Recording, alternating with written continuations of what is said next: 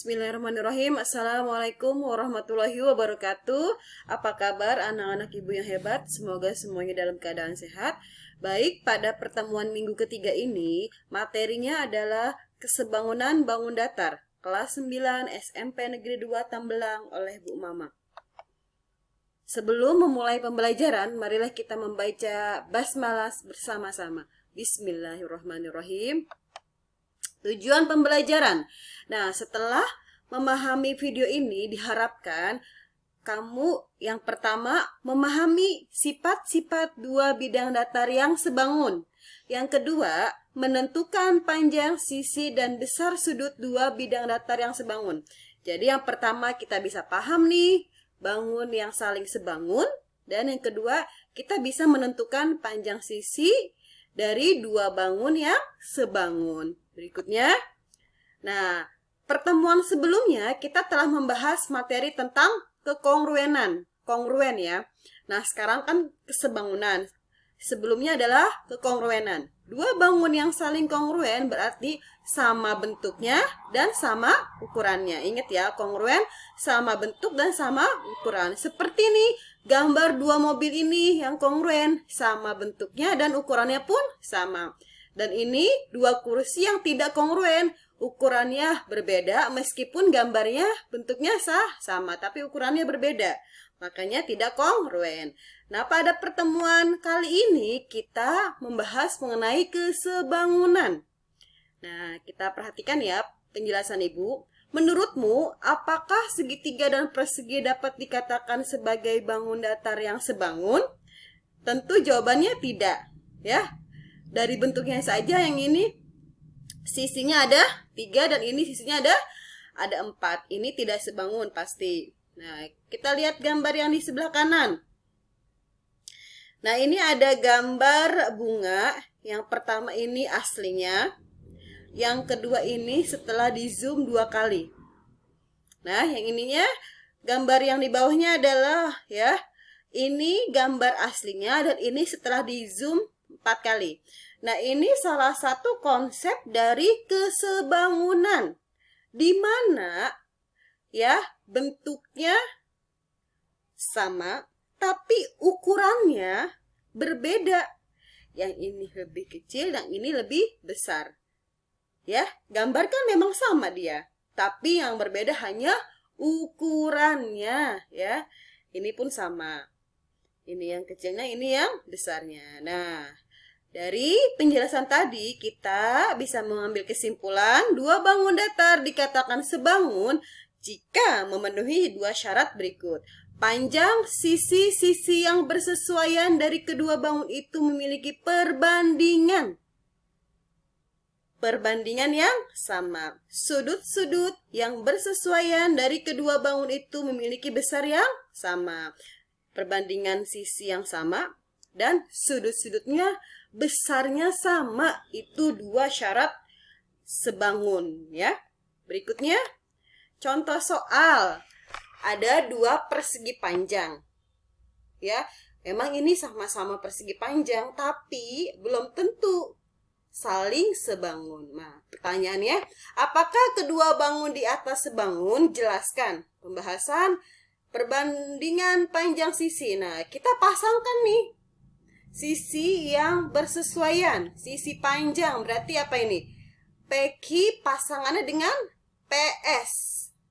Berarti 6/6. 6/6 kan disederhanakan jadi 1/1 atau 1. Terus, sisi yang kedua, RQ. Pasangannya mana RQ? Ya, sini ya, ST. RQ panjangnya ini sama aja sama ini ya, 4. 4 berbanding 2. Disederhanakan, jadi sama-sama dibagi 2. 4 bagi 2, 2 bagi 2, 1. Nah, lihat sini. Perbandingan yang ini 1/1. Perbandingan yang ini 2/1. Berarti tidak senilai, tidak sebanding. Ya, kemudian unsur sudut. Nah, ini yang jelas ini semua sama ya. Ini pasti 90, ini pun 90. R 90, Ini T pun 90. Pasti ini ya, pasti 90 untuk sudut memang besarnya sama. Tapi karena ada unsur sisi tidak senilai, tidak sebanding, maka persegi panjang ini tidak sebangun. Kesimpulannya, untuk membuktikan sebangun apa tidak, kita harus membandingkan sisi yang bersesuaian dan sudut yang bersesuaian. Dan persegi panjang ini tidak sebangun karena sisi-sisi yang bersesuaian tidak sebanding. Nah, bangun-bangun datar yang pasti sebangun tanpa pembuktian seperti segitiga sama sisi, persegi. Nah, ini persegi ya, bukan persegi panjang, tapi persegi yang sisinya sama besar ya.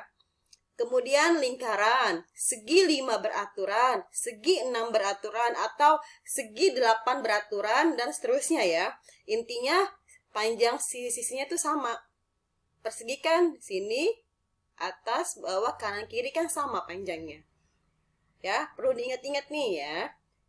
Kemudian menentukan panjang sisi pada dua bangun datar sebangun. Nah, ini kalau tadi kan pertanyaannya ada dua bangun, kemudian sebangun apa tidak. Nah, sekarang ini ada salah satu panjang sisi yang ditanya. Nah, ini berapa nih panjang W? Jika kedua bangun tersebut sebangun, tentukan nilai W. Pembahasan, kita pasangkan sisi yang bersesuaian. Ya, pasangkan sisi yang bersesuaian. 12, pasangannya mana? 18. Bukan 12 dengan ini ya, tapi dengan pasangan. 12 per 18 sama dengan 8 per W. Ya, nyebutnya atau menuliskan angkanya dari sebelah kiri. Contohnya 12 per 18 sama dengan 8 per W. Ini seperti ini ya. Sehingga W sama dengan dikali silang. Ya, 18 kali 8 per 12 sama dengan hasilnya adalah 12. Jadi panjang W ini adalah 12 cm. Contoh kedua, sebuah model kotak pensil panjang dan lebarnya berturut-turut. Model berarti ini dia yang kecilnya ya, bukan sebenarnya. Modelnya panjangnya 5 dan lebarnya 2. Panjang tempat pensil sebenarnya adalah 20. Nah, sini lihat tadi ya, kita pasangkan sisi yang bersesuaian. Panjang model dengan panjang sebenarnya. Ya, bersesuaian panjang dengan panjang, kemudian lebar dengan lebar. Ya. Panjang pada model 5. Panjang sebenarnya 20. Lebar pada model 2. Per lebar sebenarnya kita simbolkan misalkan L. Boleh X, boleh apapun ya. Terus, lihat sini. Kali silang. Berarti L itu adalah 20 kali 2 bagi 5. Ya, L adalah 20 kali 2 bagi 5. Ya, atau begitu tahapnya nih. 5 kali L sama dengan 2 kali 20.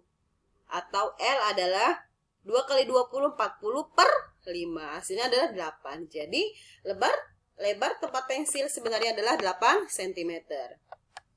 Berikutnya, seorang anak yang tingginya 150 cm mempunyai panjang bayangan 2,5 meter. Sedangkan sebuah tiang bendera mempunyai panjang bayangan 4,5 meter. Hitunglah tinggi tiang bendera sebenarnya.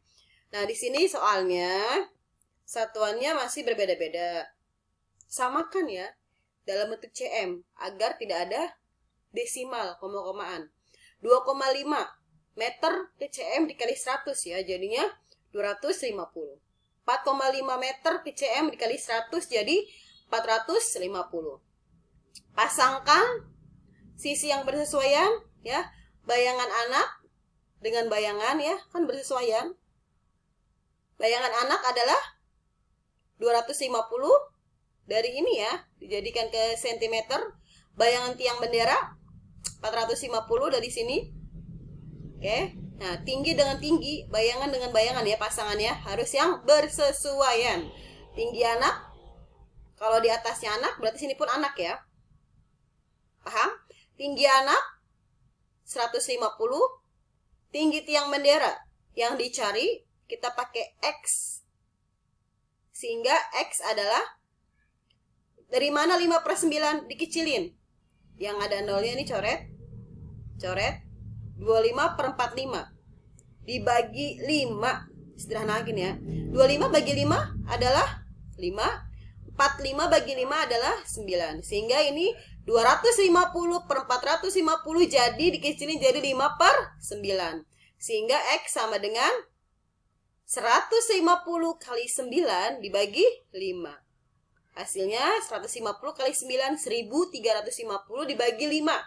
270 cm. Jadi tinggi tiang bendera adalah 270 cm. Nah, tugasnya pahami dengan baik materi pada video pembelajaran ini dan catat kembali ya pada buku catatan kalian. Yang kedua, mohon maaf ini salah, kerjakan link soal dengan sungguh-sungguh untuk penilaian. Demikian dari Ibu, semoga bermanfaat. Ibu akhir dengan wassalamualaikum warahmatullahi wabarakatuh.